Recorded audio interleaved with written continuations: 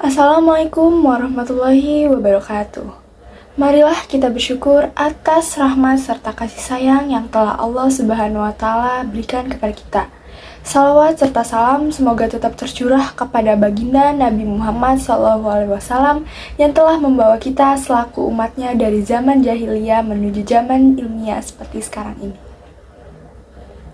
Pada kesempatan kali ini, bahasan kita adalah mengenai tentang sholat Jumat bagi laki-laki.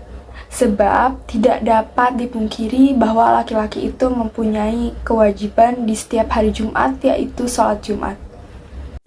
Ada beberapa syarat wajib sholat Jumat. Yang pertama itu tentunya orang Islam, karena yang beragama non-Islam tidak wajib untuk melaksanakan sholat Jumat. Yang kedua, balik, karena anak-anak tidak diwajibkan untuk melaksanakan sholat Jumat. Yang ketiga, berakal. Tentunya orang gila tidak wajib untuk melaksanakan sholat Jumat. Yang keempat, laki-laki. Perempuan tidak diwajibkan melaksanakan sholat Jumat atau hukumnya sunnah. Yang kelima, tidak sedang dalam keadaan sakit atau berhalangan melaksanakan sholat Jumat. Yang keenam, orang mukmin atau menetap. Karena musafir tidak diwajibkan melaksanakan sholat Jumat. Mungkin kita sering bertanya-tanya, alasan mengapa laki-laki diwajibkan sholat Jumat. Hal ini berkaitan dengan hukumnya dalam agama Islam. Sholat Jumat ialah sholat yang hukumnya fardu ain bagi laki-laki dan wajib dilaksanakan secara berjamaah di masjid. Waktu pelaksanaan sholat Jumat sendiri yakni pada waktu zuhur. Bahkan, perintah untuk melaksanakan sholat Jumat ini juga diterangkan dalam surat Al-Quran yang berbunyi, Ya ayyuhallazina amanu iza nudilis sholati mi yaumil jumu'ati fas'au ila zikrillah wa zarul bai'a zalikum khairul lakum in kuntum ta'lamun. Artinya, hai orang-orang yang beriman, apabila kamu diseru untuk menunaikan sholat Jumat, maka bergegaslah kamu mengingat Allah. Tinggalkanlah jual beli, yang demikian itu lebih baik bagimu jika kamu mengetahui. Quran Surat Al-Jumu'ah ayat 9. Nah, dalil di atas menunjukkan kewajiban melaksanakan sholat Jumat bagi laki-laki. Jadi, dasar hukum sholat Jumat adalah wajib bagi laki-laki dan mereka tidak diperkenankan meninggalkan sholat Jumat selama 3 kali berturut-turut. Karena Rasulullah SAW pernah bersabda, siapa yang mendengarkan azan pada 3 sholat Jumat, kemudian ia tidak menghadirinya, niscaya namanya ditulis dalam golongan orang kafir.